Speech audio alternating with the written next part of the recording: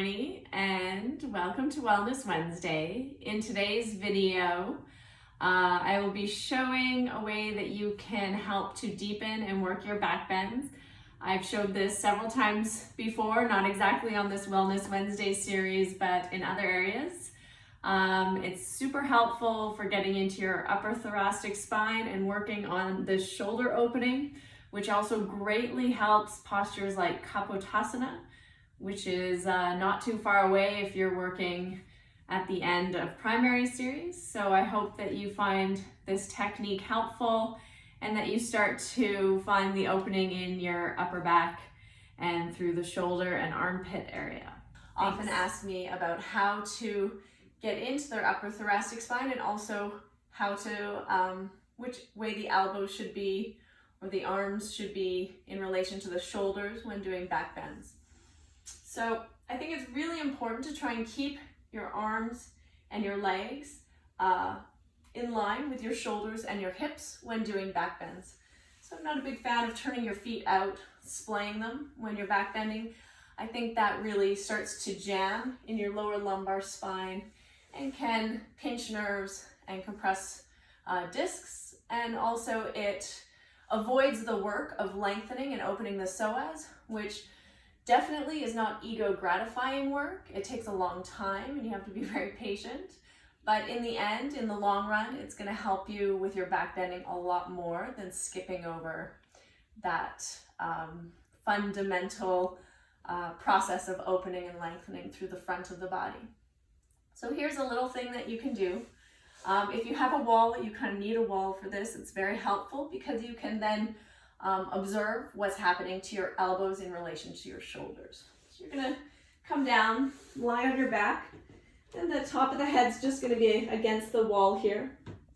You're going to bring your feet in, and I always suggest to press more through the big toe mound and try and stay light under the baby toe mound. That way when you come up, your legs will stay straight in relation to your spine or to your hips, and also your spine will stay straight. But if your feet go out or the weight falls to the outside edges, what tends to happen is the knees splay, and then you get this kind of action. You're using the external muscles and the outside muscles of your body rather than developing the strength along the center line and the front body in a unilateral kind of way. So press more under the big toe mound, stay light under the baby toe mound. You're going to start to open your chest already and try and relax your hip flexors. So you'll notice I'm not tucking my pelvis like this. This is a forward bend position. My pelvis right now is in a forward bend position, like I'm going to do a sit-up or a crunch. I want to do a back bend, not a forward bend. So I want to relax my pelvis and let it be neutral. Your back is naturally curved. So just use the natural curve of your spine by relaxing and releasing. Open the upper chest by drawing the shoulders away from each other and down to the mat. And then press through the big toe mounds. Keep the lines moving straight, or legs moving in a straight line. And then take the hands so that the backs of the wrists are against the wall and the palms are flat on the floor. And then you're going to lift the top of the head to the floor and keep the elbows pressed directly against the wall, making parallel lines.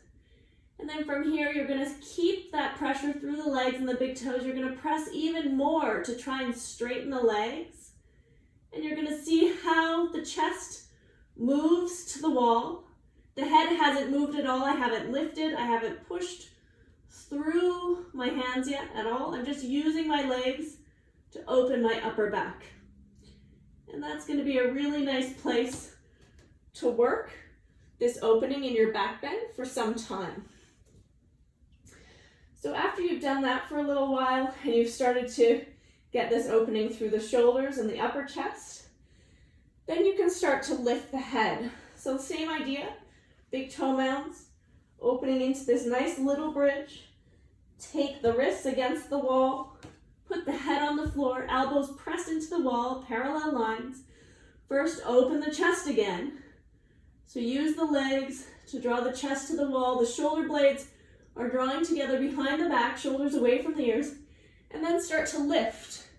But only lift so much or so high so that the elbows stay straight against the wall. So they're not coming off and leaving the wall. So they're not doing this. Okay, that uses a very different part of your back and your muscles. So the external muscles all of a sudden take over and try and open out externally. We want the rotation to be internal because we want to bring the back bend through the spine rather than have it in the arms and the legs.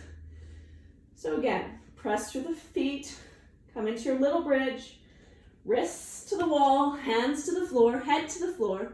Use the legs, open, open, open the chest first, and then just lift a little. Maybe this is as far as you can go. Maybe you can lift a little more. Maybe this is as far as you can go. If you can straighten the legs all the way, then you can step your feet back so they come closer to your hands and try and straighten a little bit more. And eventually your chest will come to the wall and the elbows will stay on the wall. They won't come out. And then you're really opening into your armpits and you're opening into that upper back. Maybe you can lift onto the toes and press even a little bit more and then drop the heels down. And now all of a sudden you've found a beautiful back bend that has no pressure or compression in the lower back and no pressure or tension in these big external muscles of the upper body also.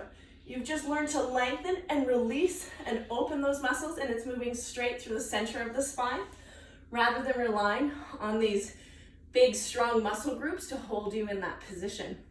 So this takes a lot of time and patience. You have to really allow the shoulders to find a different way of moving. It's actually a natural way of moving, but over time we tend to do this, and then we get to our back bend, we try and do this. And it's not really that good. What we want is the shoulders down, and then all of a sudden we're free to extend and open and find all that beautiful length through the front of the body, through the armpits, through the arms, no tension in the neck, and your back bend will feel so nice, so pleasant. So I hope that helps. Good luck. Be patient, go slow, step by step. This isn't a process that's gonna happen in like a week or a month. It might take a year or even longer. So you're in it for the long haul, hopefully, but this will really change the way that you back bend. And I think it will save you a lot of back pain, actually. Okay, thanks.